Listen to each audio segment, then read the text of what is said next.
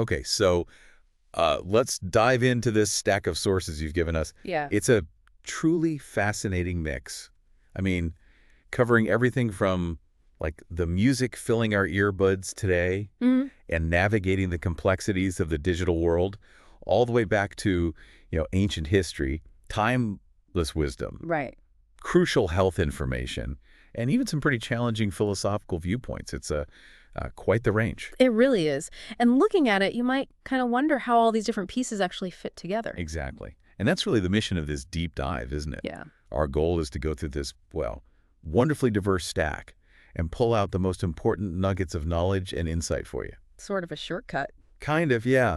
Think of it as a way to get quickly, but, thoroughly well-informed on a bunch of subjects that maybe you wouldn't typically explore side by side. And as we explore, I think you'll start to see some maybe unexpected connections. Yeah, despite the differences in subject matter, themes like the power of influence, the importance of making wise choices in, well, a complex world, Sure. and gaining a broader perspective, they really do seem to weave through these sources. Absolutely. That makes sense. So let's just jump right in then. Okay. And where better to start than with something that impacts so many of us, like every single day? Mm. Music. Right. One of the sources describes music as a beautiful gift, and it really is, isn't it? It is. It has this incredible ability to tap into, well, the full spectrum of human emotion. It can soothe you, excite you, uplift, Inspire. inspire, yeah, even move you really deeply, whether that's to tears or, moments of ecstasy. And its history is just ancient. The sources remind us that the Bible mentions early instruments, like the harp and pipe, linking back to Jubal. And King Solomon later showed a real interest in music, too, getting the finest materials for instruments. Fast forward to today, and music is, well, it's everywhere. Downloading, streaming. More accessible than ever, it's also a massive, fast-paced, and frankly often fickle business. Always chasing the hottest new sound. Right. What makes a hit? It's this mix of like the songwriter's hook, the production, Marketing. and powerful marketing. But here's where the sources really get personal about music. Okay. They point out that its power allows it to speak directly straight to our heart. That direct line. Exactly. And because of that direct line to our emotions, the music you choose can actually be like the people you hang out with. That's an interesting comparison. Yeah. Some associations build you up, bring positive feelings, right? Yeah. While others can kind of drag you down, stir up bad feelings. It brings to mind that principle in Proverbs about, walking with wise people. Makes you wise. Right. And associating with fools. Yeah, it harms you. Even King Saul, the source mentions, found soothing music could calm his troubled spirit. So this raises a really crucial question presented by the sources, one for you listening to consider. Are you making wise choices in the music you listen to? Treating it with the same discretion you would when choosing, say, close friends. It's often a source of tension, isn't it, between parents and teens? Oh, definitely. It's partly because tastes naturally evolve and the music itself changes so fast. So, how do you approach this discerningly? The sources suggest asking some key questions based on principles found in the Bible. Okay, like what? Well, first, what message is the music sending? Ephesians chapter 5 advises avoiding things like uncleanness and greediness even being mentioned. Right. And the sources note that some genres, certain rap or heavy metal, for instance, are known for promoting, well, depravity, hatred, violence. And even mainstream pop can sometimes glorify questionable behavior. Exactly. The counsel isn't to just go along with what's popular, but to actively use your power of reason, as Romans 12 puts it. Use your thinking ability to evaluate and choose. That thinking ability is so key. And secondly, how does the music make you feel? Proverbs chapter 4 tells us to safeguard our heart, because out of it are the sources of life. Does listening leave you feeling calm or, agitated? Intense. Does it arouse indecent or improper thoughts? Colossians chapter 3 and Matthew chapter 5 warn against that. Right. If it stirs up undesirable feelings or thoughts, the sources suggest it's wise to just discard it. There's that example of Ashley in one source, really powerful. She described how heavy metal and rap fueled her bad habits, nearly led to a fatal overdose. Wow. And she realized she had to discard that music as if they were addictive drugs. That really highlights the potential negative side, doesn't it? It really does. And finally, the third question. Will the music influence your values? Amos chapter 5 encourages us to hate what is bad and love what is good. And think about the description in 2 Timothy chapter 3 of people in the last days. Lovers of themselves, money. Disloyal, without love of goodness, lovers of pleasures rather than lovers of God. And the advice right after that description. From these, turn away. Right. The sources explain this means turning away not just from people who act like that, but also from products like music or other media. That reflect those attitudes. Yeah, things like malice, anger, abusive speech, deceitfulness mentioned in Ephesians chapter 4. But the good news is exercising discernment doesn't mean, eliminating music from your life. Not at all. There's a vast amount of wholesome, uplifting music available. And the sources even suggest positive things, like parents and teens maybe exploring each other's musical tastes together. Bridging that gap. Yeah, that makes a lot of sense. Okay, so we've looked at how music influences our inner state. Right. Another really powerful influence shaping both our feelings and, maybe more obviously, our external image is the digital world. Ah, yes, social networking. Especially social networking. Exactly. In a previous deep dive, we did touch on privacy and time management online. We did. This time, based on the sources you provided, we're focusing on two other really crucial aspects, your reputation and your friendships online. Okay. One of the sources uses a great analogy. Imagine you've just gotten a brand new car. Shiny new car. You'd be really careful not to wreck it, right? Of course. Well, your reputation online is kind of similar. As Kara, who's 19, is quoted saying, "With one thoughtless picture or post, your reputation can be ruined." Oof, pictures are a big part of that. Anna, also 19, noted seeing pictures of people she respected appearing, drunk. Kara mentioned girls posing provocatively online, looking quite different from how they might act offline. What do those kinds of images communicate about, a person's character, their judgment? Exactly. And comments matter just as much. Ephesians chapter 4 advises not letting rotten saying or filthy talk come out of your mouth. Right. Crude language, gossip, discussions of immoral topics, they can easily slip into online conversations. Danielle, 19, she felt that people are maybe less inhibited online. Yeah, typing feels different. It does. Typing words can make them seem less impactful than saying them out loud, maybe leading to comments that are more flirty, daring, or even inappropriate. And the sources really emphasize that what you post has real-world consequences. How so? Well, a teen named Jane pointed out that employers actually check social media pages as part of assessing character. Oh, wow. Okay. Yeah, and Dr. B.J. Fogg, quoted in one source, explicitly says he does this when hiring.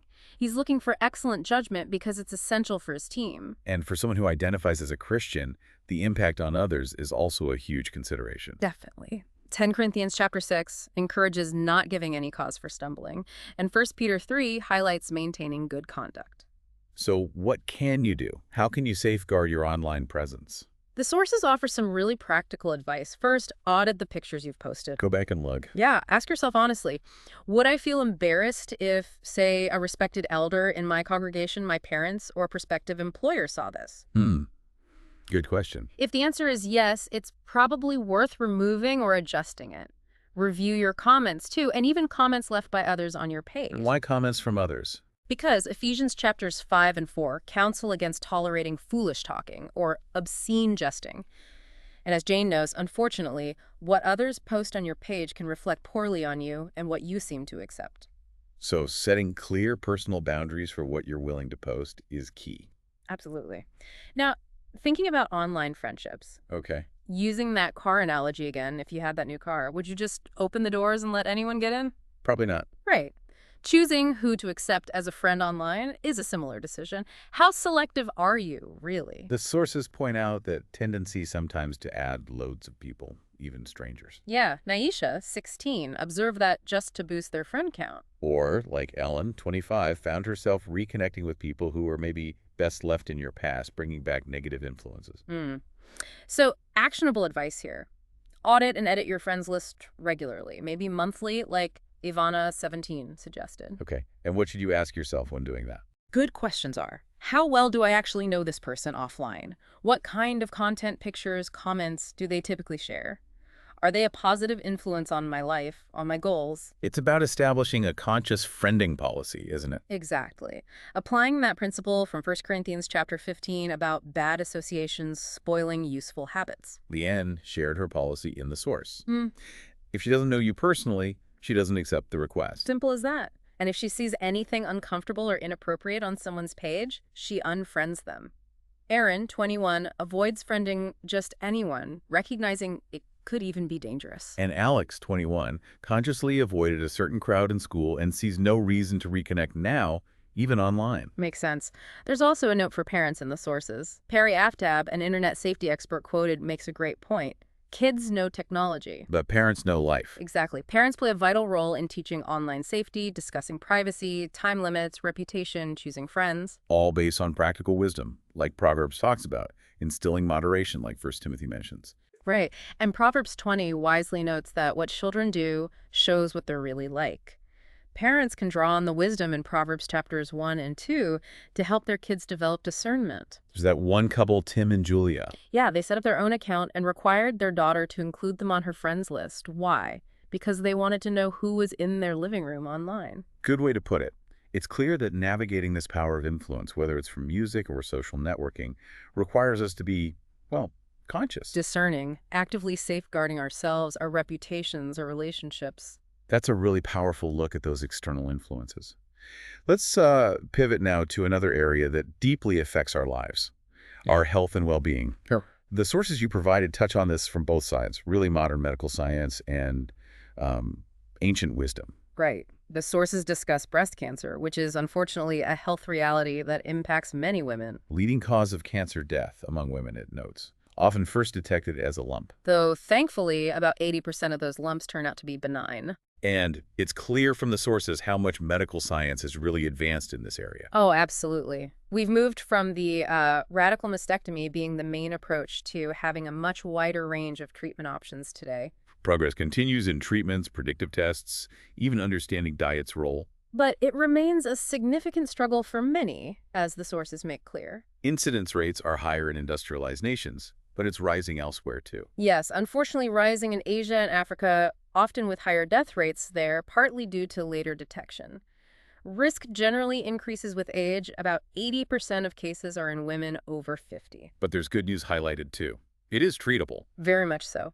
97% of women with early-stage localized cancer are alive 5 years later. Conchita, mentioned in the sources, shared her journey of reaching that 5-year milestone. That's encouraging. The basic mechanism described is a renegade cell dividing uncontrollably, forming a tumor. Right, and it becomes malignant when those cells invade surrounding tissues. Metastasis, the spread to vital organs like lungs or liver, is what makes it deadly. Treatments discussed include surgery, radiation, chemo. Anti-hormonal therapy, which Conchita received.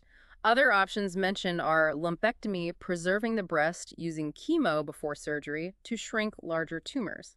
And sentinel lymph node removal, which helps reduce the risk of lymphedema, that's swelling. Yeah, that's a big improvement.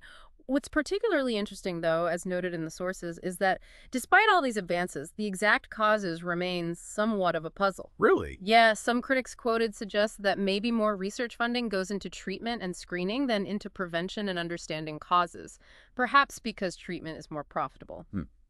What clues do we have about causes? Well, faulty genes play a role. Maybe 5–10% are inherited. Others get damaged by outside agents like radiation or certain chemicals. Hormones like estrogen are strongly linked. So risk factors include things like early menstruation, late menopause, late or no pregnancies, hormone replacement therapy, obesity. Exactly. And levels of insulin and melatonin are also being studied for potential links. What about future hopes? What's on the horizon? Things like immunotherapy, treatments targeting specific molecular pathways in the cancer cells, improved imaging, better strategies against metastasis and treatment resistance. All aiming for more personalized, tailored approaches for each patient. Precisely. The sources also give very practical advice for you, the listener, about knowing the signs to watch for. Right. Things like a lump, nipple discharge, skin texture changes, nipple changes. Yes.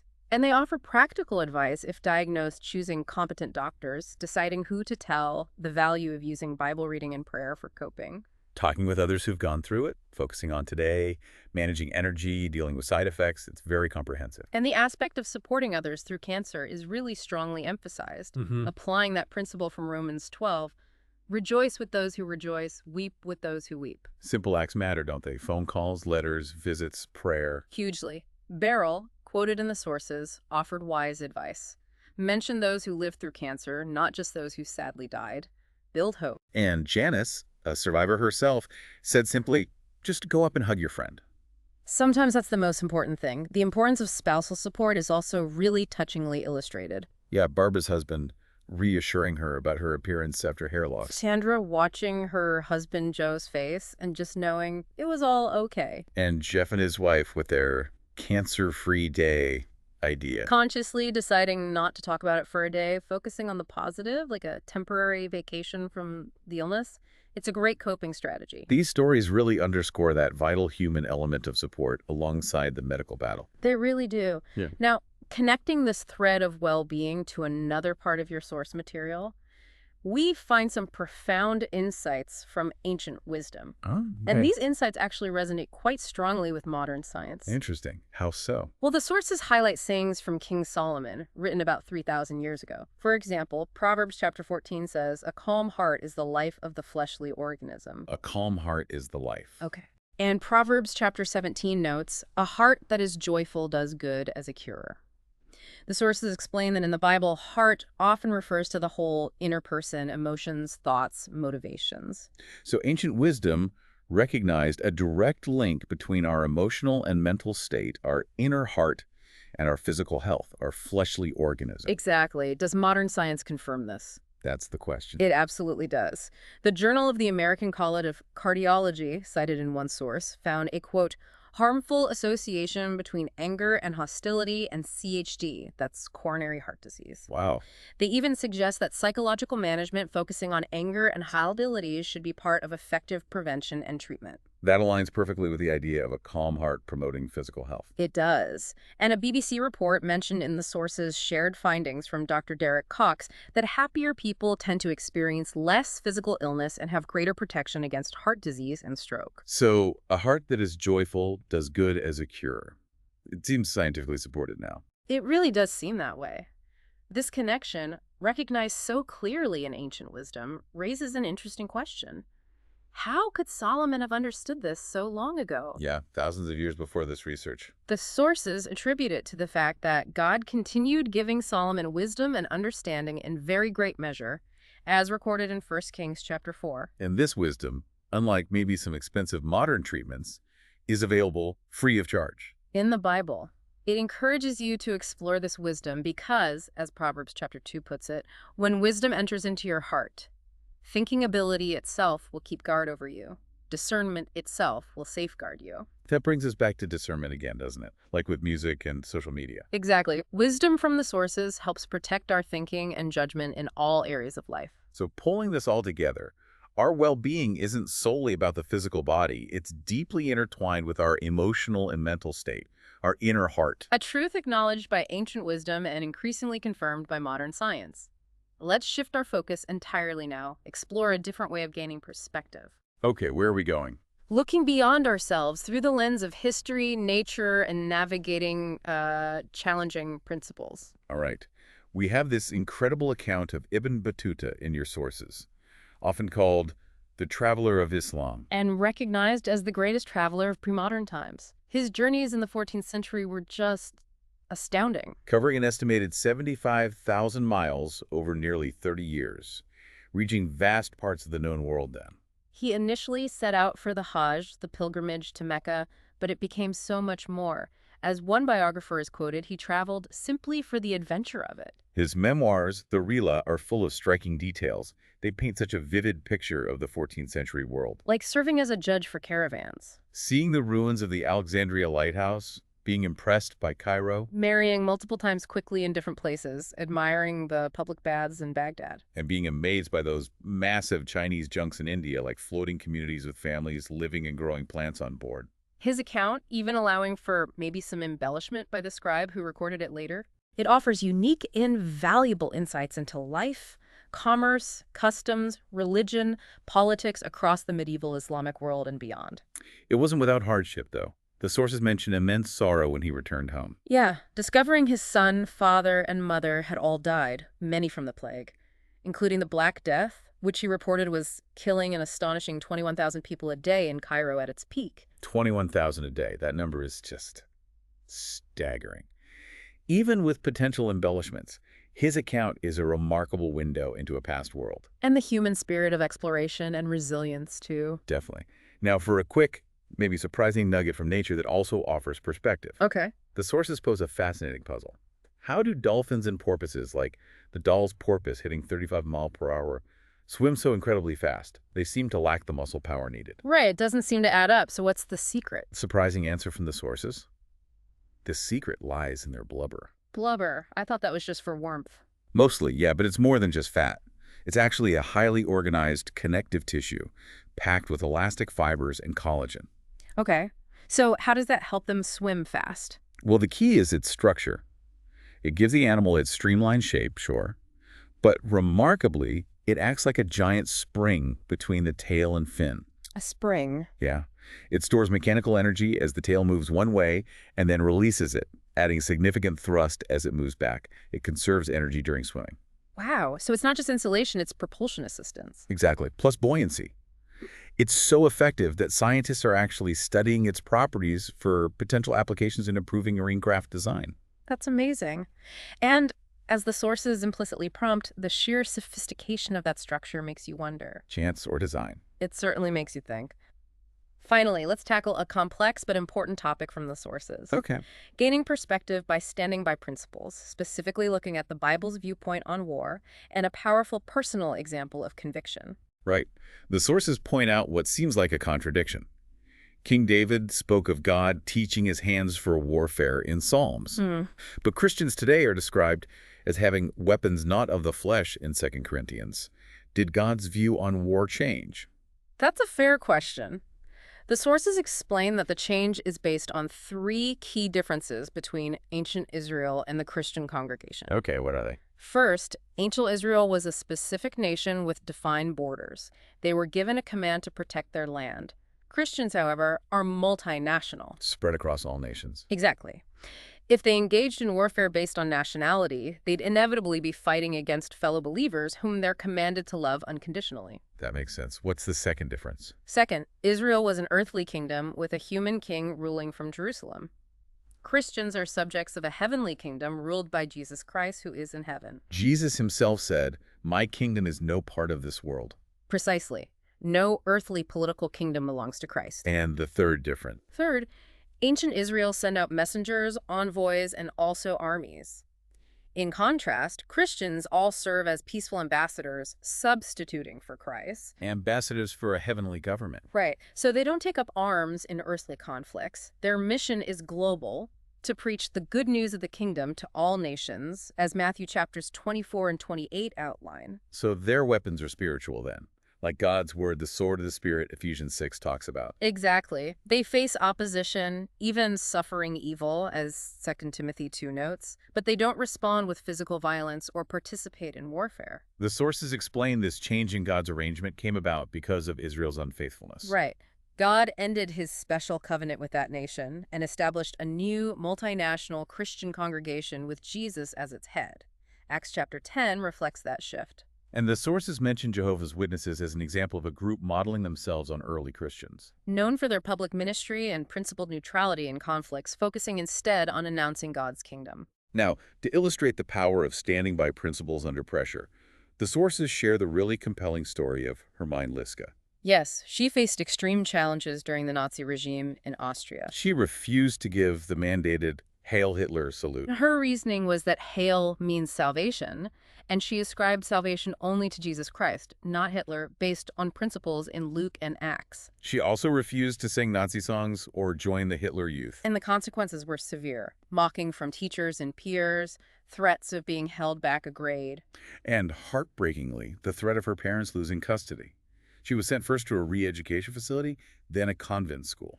Yet her resolve, rooted in her faith, was unwavering. She felt it was unthinkable to leave Jehovah, echoing Joshua 24. She secretly read her Bible. Mm. There's that touching detail about a nun returning her confiscated Bible because she was moved by her mind's conviction. Amazing. She stood firm, telling a teacher directly that Jehovah made everything, and later telling the headmaster simply, "I am a follower of Jesus Christ." Her experience gave her a deep perspective on the horrors of war and persecution. Her life story is really a testament to finding strength and guidance in faith. drawing on God's word, as 2 Timothy 3 describes. So whether we're looking at vast historical journeys, surprising details from nature, or navigating complex moral stances under immense pressure, Gaining a broader perspective and having the conviction to stand by principles seems essential. it really does. Wow, we have really covered a tremendous amount of ground in this deep dive. Just a couple of quick, interesting nuggets from the Watching the World section of the sources to kind of round things out. Okay, quick hit. One fascinating detail. The Amazon rainforest just keeps revealing secrets. Over 1,200 new species discovered there in just a decade. That's roughly one new species found every 3 days. Incredible biodiversity. Incredible. And something that maybe resonates with the health and well-being discussion earlier. The sources mention workplace stress. Apparently, 1 in 5 Finns report concentration and memory issues due to information overload and constant computer system changes. And long-term stress can actually adapt the brain in ways that contribute to serious illness down the line. A sobering reminder. Little reminders that there's always more to learn, both about the world around us and the challenges we face. Absolutely. Well, we've truly taken a deep dive today. We've explored the personal impact of music and online choices, the intricacies of modern health challenges, and medical progress. The timeless wisdom found in ancient texts, the scope of human history through a traveler's eyes, surprising design in nature.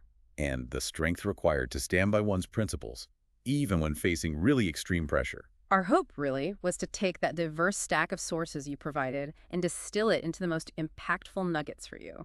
Because being genuinely well-informed, it comes from drawing insights from a wide range of sources, doesn't it? And applying careful discernment to what we learn. We really hope you've enjoyed exploring these varied topics with us today.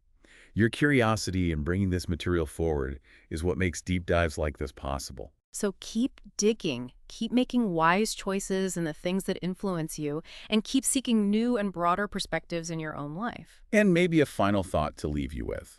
As you reflect on everything we've discussed today, from the songs you listen to the history that shaped the world, the science of health, and the principles that guide decisions, how can understanding the sources of wisdom, whether they are ancient, scientific, historical, or experiential, how can that best equip you? To navigate your own life, make good decisions, and ultimately find true fulfillment.